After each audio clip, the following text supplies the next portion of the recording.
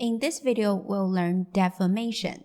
Most tort liability cases involve claims for damages that are physical or mental injuries. But if people's reputations are damaged, they can claim injury and be awarded damages for written or spoken defamation. There are two terms related to defamation: slander and libel. Slander refers to spoken defamation, including sign language. Libel refers to written defamation, including pictures, videos, and conduct. There are four things to determine whether defamation has occurred. Courts take into consideration these four factors. First, whether the targeted individual was a private person or a public person. Second, whether the communication was true or false. Third, whether the expression was an opinion or fact. And fourth, whether the comment was privileged or not. First, to file a claim against the individual responsible for the alleged defamation, that individual has to be considered as a private person. Who are considered as public figures or public officials? Public officials are those who have substantial control over government affairs, such as politicians and school board members. Of course, celebrities are public figures as well. Most of the courts don't consider teachers as public officials. However, some courts consider school administrators and coaches to be public figures or officials. Why to differentiate a private person or a public figure? This is because a private person only has to prove negligence or carelessness to prevail in a defamation case. But when the alleged victim is a public figure, they have to prove more than the four factors I just mentioned for a defamation lawsuit. It is much more difficult for a public figure to win a defamation case because they have a bigger burden of proof. They need to provide more evidence. They must prove the wrongdoer know the statements were false or that they had a reckless disregard for whether they were false. Public figures face a higher threshold of demonstrating malice by the wrongdoer. Take the example of the ongoing contentious defamation trial between Johnny Depp and Amber Heard. In December 2018, Heard wrote an op-ed that was published in the Washington Post with the headline, "Amber Heard, I spoke up against sexual violence and faced our cultural threat. That has to change."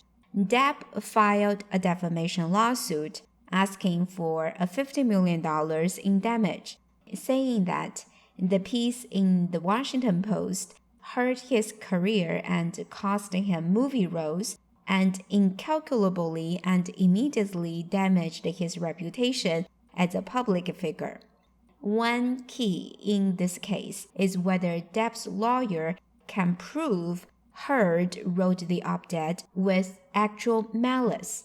How to prove it? It needs evidence suggesting that, first, Heard knew her statement that Depp was a domestic abuser was false at the time of that op-ed publication, but she published in the Washington Post anyway. Or Heard had a reckless disregard for whether her statement was false. In this case, as long as there is sufficient evidence suggesting that Depp abused Heard only once, then Heard's statement in the Washington Post was not false. Another defamation case is close to home. Richard Jewell was a security guard who alerted police during the Centennial Olympic Park bombing at the 1996 Summer Olympics in Atlanta, Georgia. He discovered the bag, alerted Georgia Bureau of Investigation officers, and helped evacuate the area before the bomb exploded, saving many people from injury or death. Initially hailed by the media as a hero, Zhuo was soon considered a suspect by the FBI and local law enforcement. Though never charged, Zhuo underwent a trial by media. After he was cleared as a suspect, Zhuo filed libel lawsuits against the FBI, the Atlanta Journal-Constitution, CNN, NBC News, the New York Post, and Piermont College. Most defendants settled with Zhuo. Jay Leno apologized during a Tonight Show episode on August 28, 1996. At a press conference in July 1997, U.S. Attorney General Janet Reno expressed personal regret over the leak that led to intense scrutiny of Zhuo. Reno said, "I'm very sorry it happened. I think we owe him an apology. I regret the leak." Zhuo sued the Atlanta Journal-Constitution because the paper's headline, "FBI Suspect, Hero Guard May Have Planted a Bomb," was the first media coverage that Zhuo was under investigation in connection with the bombing of the Olympic Park. The newspaper was the only defendant that did not settle with Zhuo. The lawsuit remained pending for several years. Even after Zhuo's death in 2007, the executor of Zhuo's estate continued to press the case. Zhuo argued that he was a private, not a public figure, but the trial court held that security guard was at least an involuntary, limited-purpose public figure because he had the misfortune to have a tragedy occur on his watch. Therefore, Zhuo's burden of proof did not end with proving that the challenged statements were false and defamatory. In an attempt to balance a public figure's need for a remedy against society's need to protect the freedom of speech and of the press enshrined in our Constitution, the law, as interpreted by the Supreme Court of the United States, requires that Zhuo prove by clear and convincing evidence that the media defendants also published the challenged statements with actual malice. Actual malice in this constitutional context is not merely spite or ill will or even outright hatred.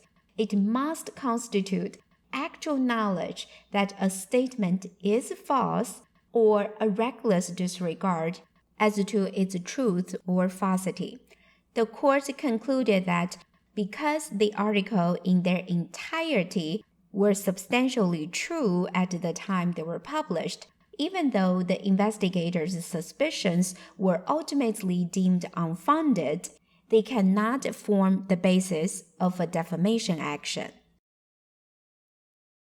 The second factor of a defamation case is that a defamatory comment needs to be false. We must avoid making comments in bad faith that will result in liability. Third, a defamatory comment is a fact. Most opinions are protected by the Constitution, particularly when public figures or officials are involved, or the issue is one of public concerns. What is an opinion? It needs to meet two criteria.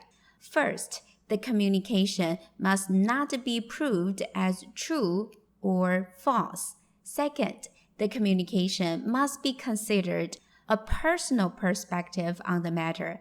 It is a factual statement if you say, "The school principal stole school funds." The statement may qualify as defamation unless it is proven true. Fourth, if a communication qualifies as privileged, then the defamation is not supported. Privilege is a special legal right or immunity granted to individuals. Privileged communication is an interaction between two parties in which the law recognizes a private, protected relationship. Whatever is communicated between the two parties must remain confidential, and the law cannot force their disclosure. Examples of privileged communication include the interactions between attorney and client, between priest and parishioner, and between two spouses. In the Richard Jewell's defamation case, Jewell repeatedly insisted that he was entitled to know the identities of the source who allegedly provided the newspaper with the information published in the early days of the investigation, and the newspaper steadfastly refused to produce the identities of their sources, claiming that not only the identities but also any information possibly leading to those identities were privileged. The trial court rejected the newspaper's position that the information was privileged. The trial court concluded that no reporter's privilege exists in Georgia for a reporter in a libel case, where the reporter is also a party to the case. On May 8, 1998, the Atlanta Journal-Constitution filed a motion seeking a protective order precluding discovery of the reporter's confidential sources. The trial court denied the motion. Both absolutely privileged and qualified privileged communication have been supported in courts. Statements that are considered absolutely privileged cannot be served as a basis for defamation under any circumstance, even if they are false and result in injury. Absolutely privileged communications occurs when school officials' statements are made during informal judicial or administrative proceeding. This defense has been applied in cases involving superintendents and school board members. School board members' statements about a district supervisor at a school board meeting were considered absolutely privileged by the North Dakota Supreme Court. A high school student died while participating in a football game. At the student's death, the required physical examination had not been performed, nor had parental consent been obtained prior to the student's participation. After an investigation of the incident, the superintendent issued several letters of reprimand.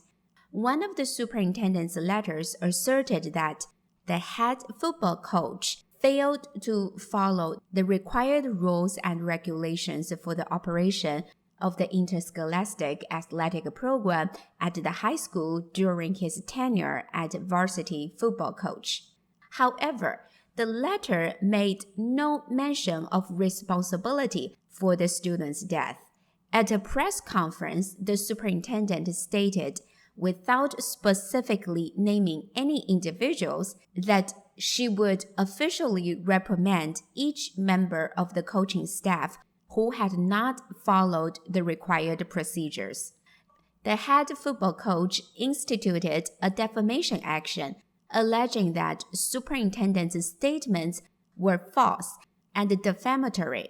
The court held that the superintendent enjoyed absolute immunity and that the superintendent's letter and statements were made in the course of discharging her responsibilities.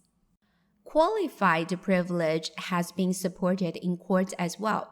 To be considered as qualified privilege, a communication must be, first, made in good faith, second, on the subject matter in which the person making it has an interest, or in reference to which he or she has a duty.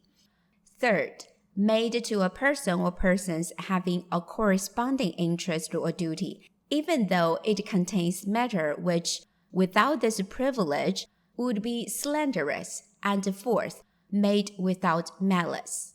In education, what types of communication have been considered by court as qualified privileges? Administrators' ratings of school personnel has been considered by courts as qualified privileges. In a defamation case in Pennsylvania, A school principal rated the vice principal's job performance as unsatisfactory, described his performance as inept, and categorized the vice principal as insubordinate and inattentive. The superintendent signed the job evaluation and recommended the vice principal's employment should be terminated. In the public hearing regarding the vice principal's employment, the principal testified the vice principal's job performance was inept and unsatisfactory, and a school board member commented that the vice principal was grossly insubordinate, if not incompetent. In this case, the court concluded that the alleged wrongful actions taken by the school principal, the superintendent, and the school board were within the scope of their statutory duties under the school code. Here is another case. In New Jersey, teacher A and B from two different schools took students on a trip to Spain. After the trip, teacher A wrote a letter to the principal of teacher B's school complaining that teacher B drank 7 bottles of wine on the plane and acted unprofessionally by keeping students out until 2 or 2:30 a.m. Teacher B filed a defamation complaint against teacher A. The court concluded that teacher A's letter was not defamatory, and also noted that teacher B had no alleged pecuniary damages, including loss of earnings and grievous mental injury in that she was exposed to contempt and ridicule of her friends and acquaintances, and was rendered outraged in mind, spirit, and body to the extent that she required prolonged medical treatment to restore her health. The court noted that in teacher B's deposition, teacher B stated that she was neither fired nor suspended from her teaching position, and that she did not suffer any economic damages. Here is a recent defamation lawsuit. In May 2021, a New Jersey teacher, who was also the secretary of the teachers' union, filed a lawsuit against the interim director of facilities for his school district, alleging defamation and false light. The teacher called into a school board meeting via Zoom in August 2020 and complained about the conditions in the school. The interim director of facilities was called into the next board meeting in September 2020 to refute the teacher's claims. In the meeting, the interim director of facilities questioned the teacher's honesty and suggested that he had another agenda. With what you've learned about defamation and the 4 factors of defamation, do you think the defamation has occurred?